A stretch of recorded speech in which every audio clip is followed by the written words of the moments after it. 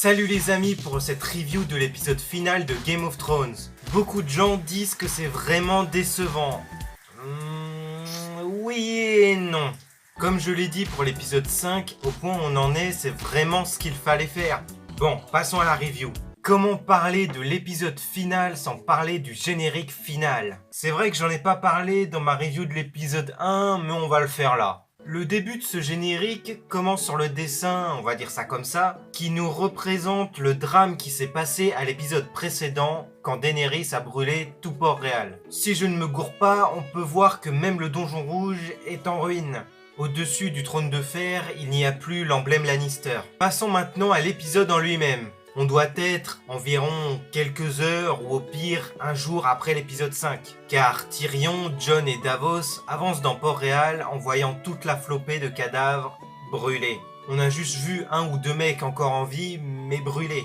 Tyrion va ensuite se séparer de Jon et Davos pour pouvoir aller, comme on s'en doutait, chercher Jaime et Cersei. Pendant ce temps-là, du côté de Jon et Davos, il retrouve Vergris en train de condamner à mort des prisonniers. Il suit juste les ordres de la reine. Mais je sais pas, bannissez-les ou quelque chose comme ça, mais les tuez pas. Mais c'est ce qu'il se passe car Davos dit à Jon de partir pour ne pas faire couler plus de sang. Ensuite, retour du côté de Tyrion qui retrouve les ruines de la salle du haut, où bien évidemment, il retrouve Jaime et Cersei morts sous les décombres. Moment où j'ai failli pleurer car Peter Dinklage jouait très bien à ce moment. Pas qu'il joue mal aux autres moments, mais vous m'avez compris. J'ai remarqué aussi que les gravats ne sont pas tombés partout. Alors, avec un peu de chance, s'ils se seraient décalés ou juste courus à l'endroit où Tyrion est arrivé, ils auraient été encore en vie. Ensuite, retour sur Arya, qui n'a mystérieusement plus de cheval, découvre la suite, si je puis dire, des citoyens brûlés. Elle voit aussi les Dothraki, dont il en reste un certain nombre, sauter de joie. Jon est parmi eux et se faufile pour aller voir Daenerys. On peut voir dans cette séquence la détresse et l'horreur de Arya et Jon. On voit aussi Vergris, en haut des marches, bizarrement. Il a dû sprinter pour arriver avant Jon. Pendant que Jon monte les marches, Drogon arrive par les airs et Daenerys se ramène en faisant sa marche impériale. Le plan avec Daenerys et Drogon, que j'ai trouvé assez stylé, nous montre en gros quel est le dragon incarné en humaine.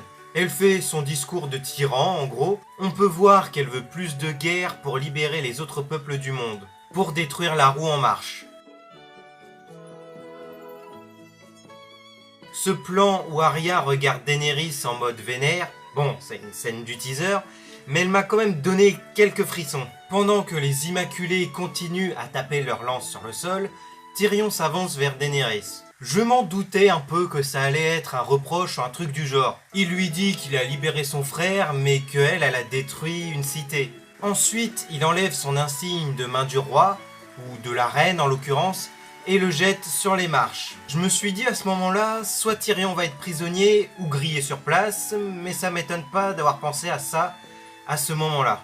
Finalement, il se fait prisonnier et s'en va en regardant Jon comme pour dire « Tu es le seul à pouvoir faire quelque chose ». Jon regarde Daenerys partir et Arya se ramène à ce moment-là. Elle n'est pas mécontente qu'elle ait tué, entre guillemets, Cersei et qu'elle reconnaît un tueur quand elle en voit un. Tu m'étonnes. Ensuite s'ensuit une discussion entre Jon et Tyrion en prison pour dire que Daenerys est devenue folle et qu'il faut l'arrêter avant qu'il ne soit trop tard. Mais Jon reste quand même sur sa position, que Daenerys est sa reine et tout, mais c'est quand même con de penser ça par rapport au personnage. Car Jon abandonne assez vite, mais il se rend pas compte que la femme qu'il aime, qui est quand même sa tante, veut toujours plus de guerre. Il fallait que Tyrion parle de ses sœurs en affirmant qu'elles n'ont pas le choix d'avoir Daenerys comme reine, et en disant que lui, il a le choix, pour qu'il se remette en question. Après cette scène, on est toujours avec Jon, décidément, en train de se rendre, je supposais à ce moment-là, voir Daenerys pour la buter, et c'est le cas. La neige est toujours là, alors que les marcheurs blancs, eux, ne sont plus là, malheureusement, car elle recouvre même Drogon. Il est placé comme un videur de bar et il laisse passer Jon. Ensuite, on voit Daenerys qui se dirige vers le trône de fer, dont c'était une de ses visions, si je ne me gourre pas, en saison 2. Elle le contemple, le touche, le caresse.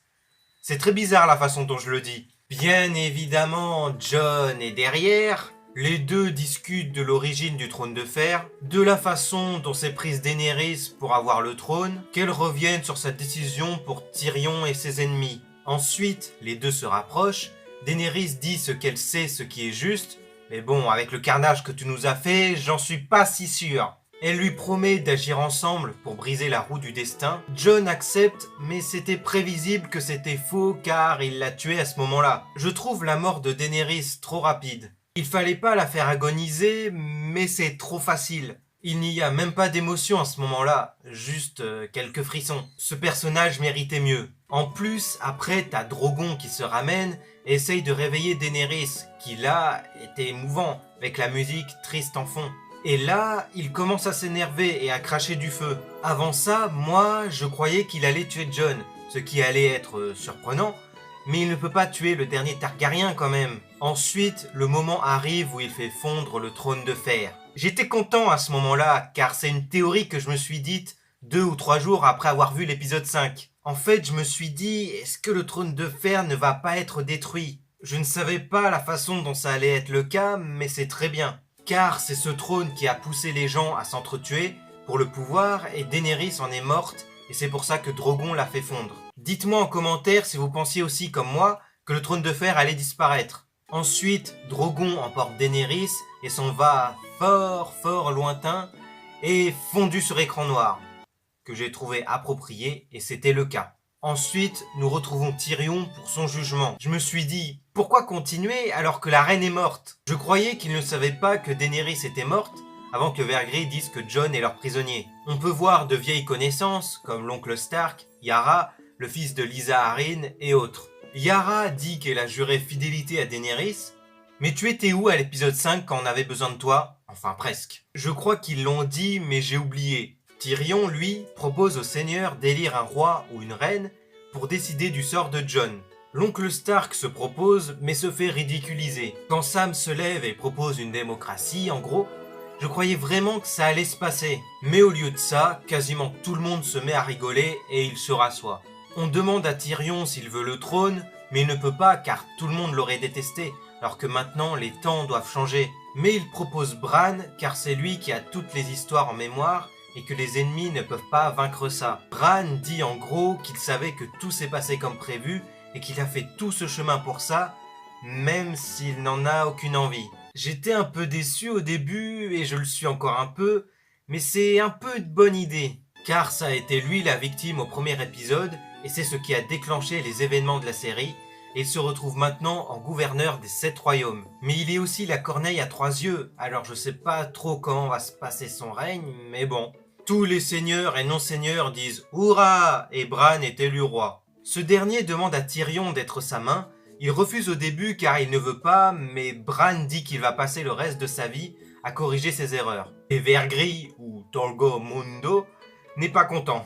Ensuite, nous voyons Jon en prison, et Tyrion vient lui rendre visite, mais les rôles sont inversés cette fois. Il lui dit que Bran est le nouveau roi et qu'il veut l'envoyer à la garde de nuit, qui ne sert plus à grand chose, maintenant qu'il n'y a plus de mur et de marcheurs blancs. Mais il faut toujours un endroit pour les hommes brisés et les bâtards. Il s'ensuit une discussion entre les deux pour dire, en gros, que personne n'est satisfait, mais que le roi doit apporter la paix. Je trouve que c'est une bonne idée de ne pas avoir mis Jon gouverneur des 7 royaumes, car on aurait un royaume divisé. Jon sort de sa prison et avance dans le port. Nous voyons Vergris sur un bateau qui va se diriger pour l'île de Nat, pour en gros créer sa maison d'Immaculée. Jon voit Sansa, Arya et Bran qui l'attendent pour lui dire au revoir. Il dit adieu, ou à plus, à ses sœurs et son frère, qui a été un moment assez émouvant, car c'est la fin de la série. Ensuite, on est sur Brienne qui écrit les exploits de Jaime dans le livre dont j'ai oublié le nom, en disant qu'il a fait ceci, cela, et qu'il est mort en protégeant sa reine,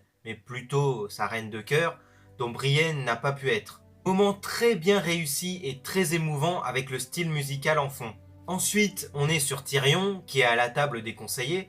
Il remet les chaises en place pour que tout soit prêt. Ensuite, tout le monde arrive, Bronn, Davos et Sam. Maintenant que j'y pense, comment Sam fait pour être seigneur, maître et père en même temps? C'est bizarre quand même.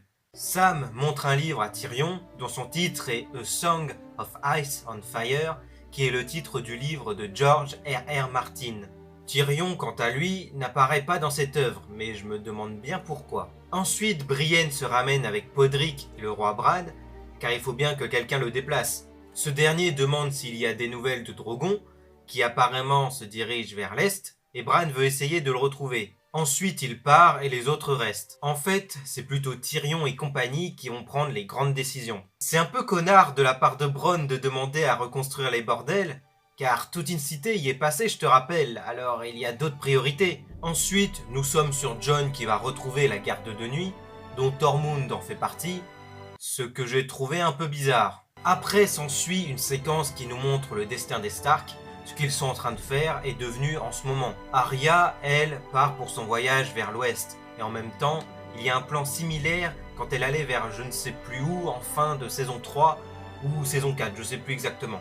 Sansa, quant à elle, devient la reine du Nord, et tous les soldats nordiens le crient. Jon, quant à lui, est à la garde de nuit et retrouve Fantôme, qui a perdu une oreille entre-temps, car je ne me souviens pas qu'il ne l'avait plus à l'épisode 4. Ensuite, Jon et les sauvageons passent la porte du mur, et ils regardent en arrière comme pour dire adieu. Le plan final où nous voyons Jon et les sauvageons se diriger dans la forêt a une ressemblance avec le début de l'épisode 1 de la série. Et ça se termine avec le thème de Game of Thrones, et ensuite le générique vient. Ça y est les gens, c'est la fin de Game of Thrones. Une des meilleures séries des années 2010. Et j'ai eu des frissons à la fin, comme je suppose la plupart d'entre vous.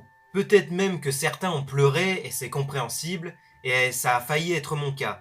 Alors cette review est déjà terminée. Pendant qu'on y est, je vais donner mon avis sur cette saison. Alors personnellement, je suis pas déçu, mais c'est vrai que la saison est décevante. Car on attendait la confrontation finale avec les marcheurs blancs, et que ça se finisse comme ça, je trouve qu'ils s'en sont assez bien sortis après l'épisode 3, mais j'ai déjà fait la review de l'épisode 4 et 5, alors allez voir mon avis sur ces deux-là. On n'a pas une fin parfaite, mais une très bonne fin. Par contre, je ne sais pas si cette fin va marquer beaucoup de gens. Moi, personnellement, elle me marque un peu, mais pas autant qu'Avengers Endgame. J'ai vu qu'il y a une pétition qui tourne pour réécrire la saison 8. Déjà, arrêtez de faire des pétitions pour rien parce que c'est idiot, et je vais réécrire, pour le kiff, la saison 8 de Game of Thrones. Eh oui, mais que à partir de l'épisode 3, car c'est la fin qu'il faut changer. Même le dernier épisode, je vais le réécrire, mais il n'y a quasiment rien acheté, à part la mort de Daenerys trop rapide. C'est déjà la fin de cette vidéo. Ce n'est pas que c'est la fin de Game of Thrones que les vidéos vont s'arrêter, même si je n'ai fait que la saison 8. Alors abonnez-vous, ça me ferait plaisir. Laissez un j'aime et partagez cette vidéo et ma chaîne, car ça aide à la faire vivre et la faire grandir. Ma chaîne, elle est environ au niveau Luffy is Blue, vers Kuro environ. Dites-moi en commentaire ce que vous avez pensé de cet épisode et de cette saison. Les pourquoi vont bientôt reprendre, mais je sais que ça a manqué à personne, mais je le dis quand même.